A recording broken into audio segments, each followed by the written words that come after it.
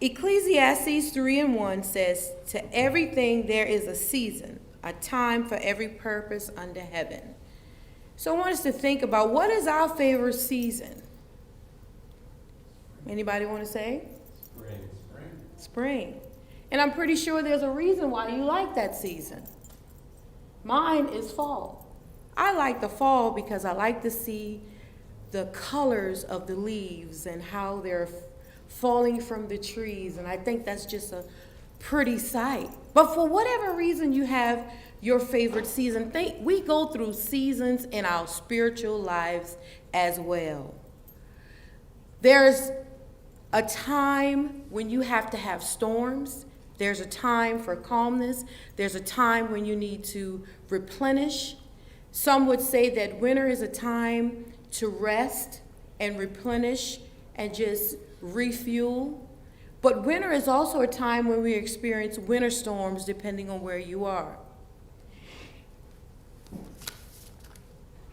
Galatians 6:9 tells us, "And let us not grow weary while doing good, for in due season we shall reap if we do not lose heart." So as we go through our difficult season, our hard times, let us remember that don't get weary in doing good. Help us to continue to stay focused on following the rules and doing well. And in due time, your favorite season, you're going to reap many blessings that God has in store for you. Amen? Amen. Amen.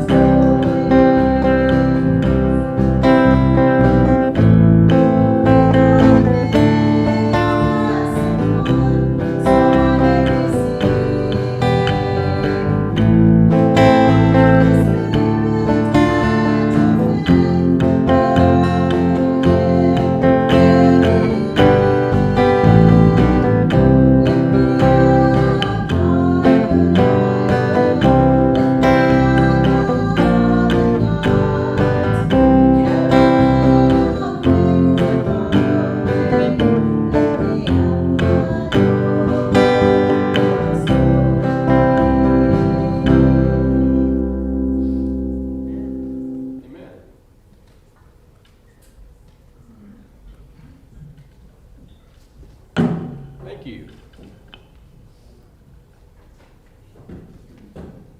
I was driving when my phone rang. I looked at the screen in my dashboard, I saw that the area code was 216. 216, that's the area code where I grew up. Which old friend was calling me? I said, hello.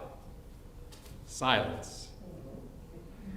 Then a familiarly cheerful voice said, hello.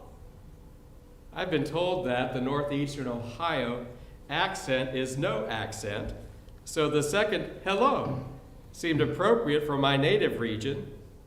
The caller continued. You know what she said. We've been trying to reach you concerning your vehicle's extended warranty. I usually hang up right there, but I was driving in stop-and-go traffic, and I thought it would be nice to have some sort of distraction. The area code 216 voice continued. You should have received a notice in the mail about your car's extended warranty. Hang up, hang up, hang up, I thought, but I did not. Then the voice spoke again, saying, since we have not heard from you a response, we are giving you a final courtesy call before we close out your file. That was my final courtesy call. The last one. There won't be any more. With that good news, I went ahead and hung up my phone. Now, I confess that since then I've had 2 calls. Both came from the 919 area code. Now, they weren't about my extended warranty.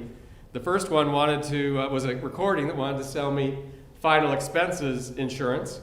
And the second one was someone live who came on after a pause and wanted to remodel my house.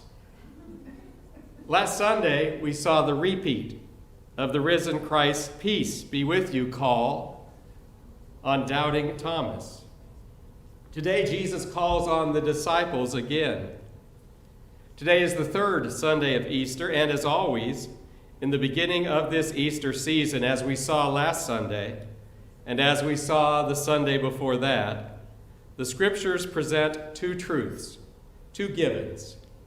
1, the disciples are frightened. And 2, Jesus brings peace. Aren't we frightened? Will Jesus bring us peace? I've come home this week to replays of parts of the trial of former police officer Minneapolis Derek Chauvin, charged in the death of George Floyd.